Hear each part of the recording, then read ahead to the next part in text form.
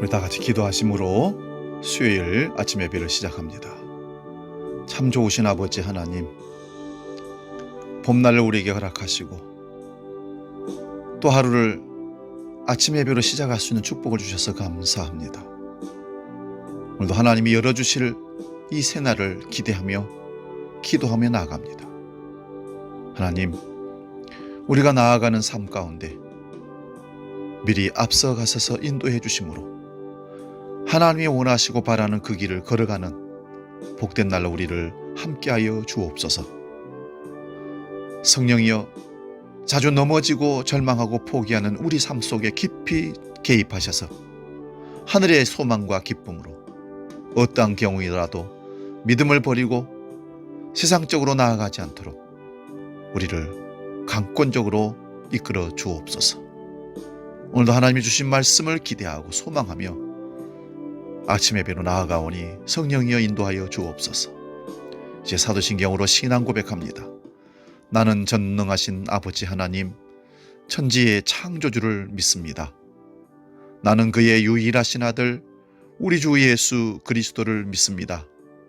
그는 성령으로 잉태되어 동정녀 마리아에게서 나시고 본디오 빌라도에게 고난을 받아 십자가에 못 박혀 죽으시고 장사된 지 사흘 만에 죽은 자 가운데서 다시 살아나셨으며 하늘에 오르시어 전능하신 아버지 하나님 우편에 앉아 계시다가 거기로부터 살아있는 자와 죽은 자를 심판하러 오십니다. 나는 성령을 믿으며 거룩한 공교회와 성도의 교제와 죄를 용서받는 것과 몸의 부활과 영생을 믿습니다. 아멘. 오늘 우리에게 주시는 하나님 말씀은 신약성경 마가복음 10장 17절에서 22절까지 말씀입니다. 신약성경 71면에 있습니다. 이 말씀 봉독할 때에 살아계신 주님의 음성을 들을 수 있기 바랍니다. 마가복음 10장 17절에서 22절 말씀입니다. 봉독합니다.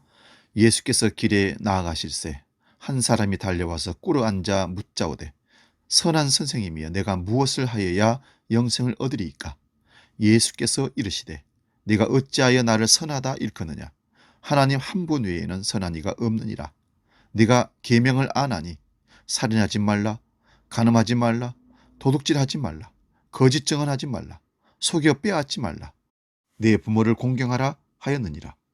그가 여짜오되 선생님이여 이것은 내가 어려서부터 다 지켰나이다.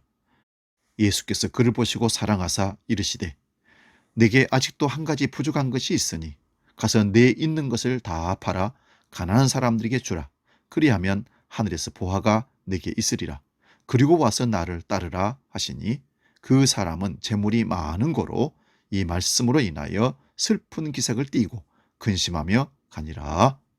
아멘. 봉독한 말씀으로 재물과 신앙이라는 제목으로 말씀을 상고합니다.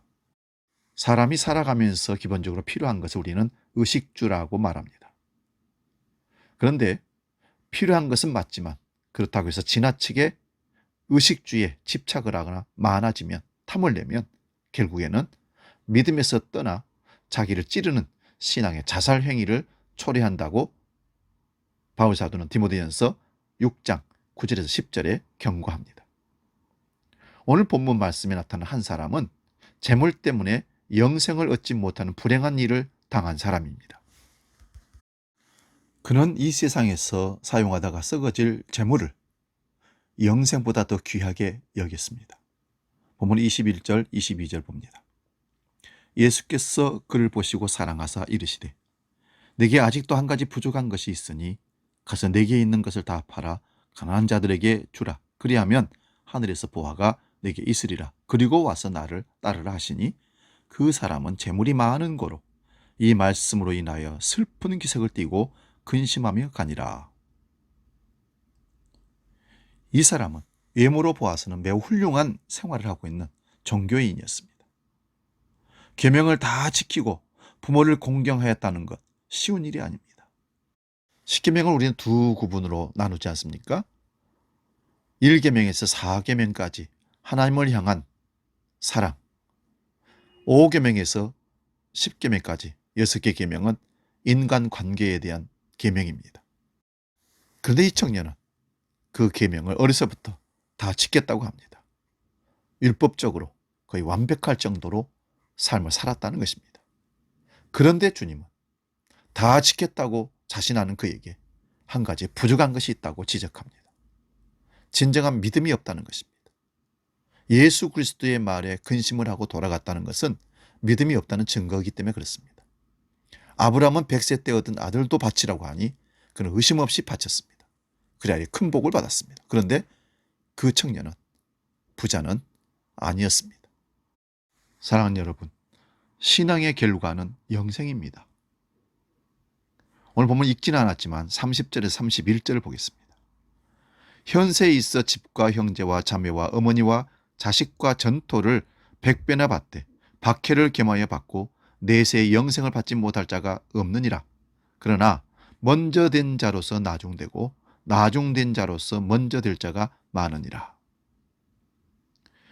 금세에 있어 이 세상에 살면서 집과 형제와 자매와 모친과 자식과 전토를 100배나 받되 핍박을 겸하여 받고 내세에 영생을 받지 못할 자가 없다라는 것입니다. 다시 말씀드리면 영생을 목적을 가지고 주님을 따르는 자는 그렇게 받게 된다는 것입니다.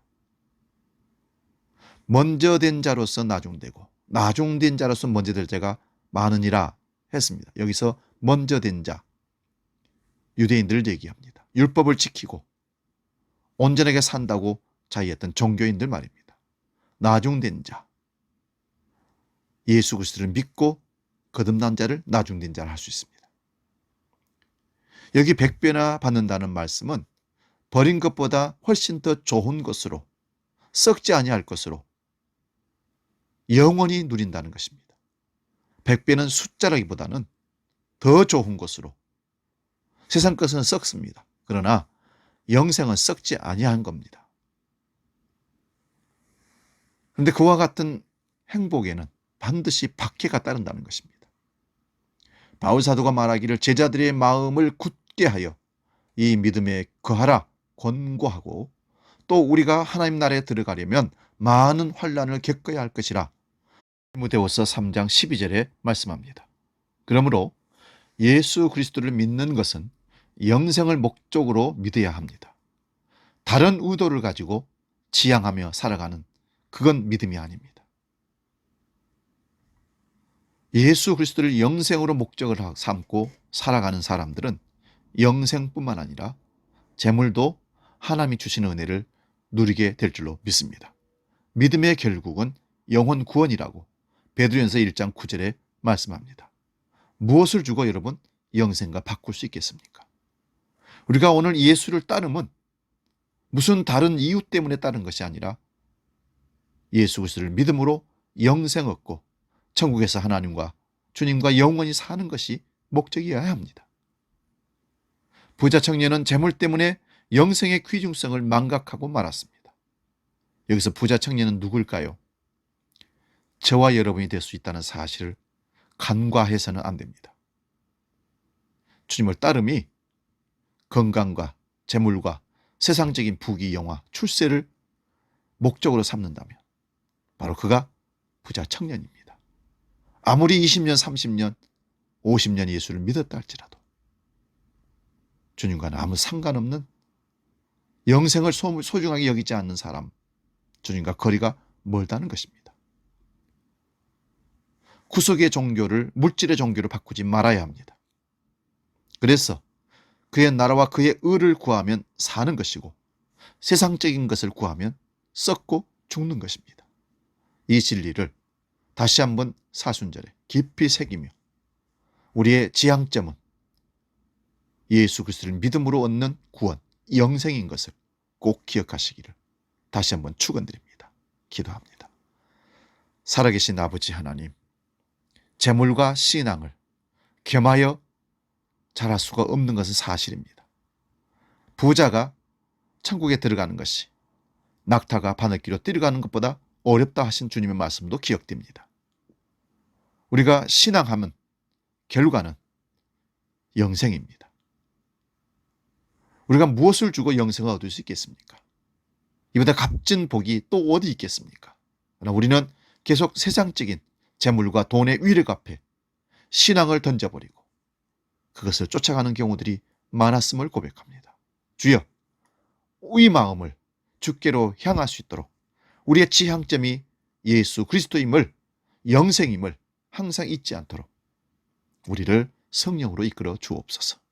이제는 우리 주 예수 그리스도의 은혜와 아버지의 놀라우신 사랑과 성령 하나님의 지키시고 깨닫게 하시고 인도하신 크신 역사가 재물이 아니라 영생인 것을 깨닫고 주님을 향하여 달려나기로 결단하는 모든 주의 권속들 머리 위에 지금부터 영원히 함께 계시기를 간절히 축원하옵나이다. 아멘.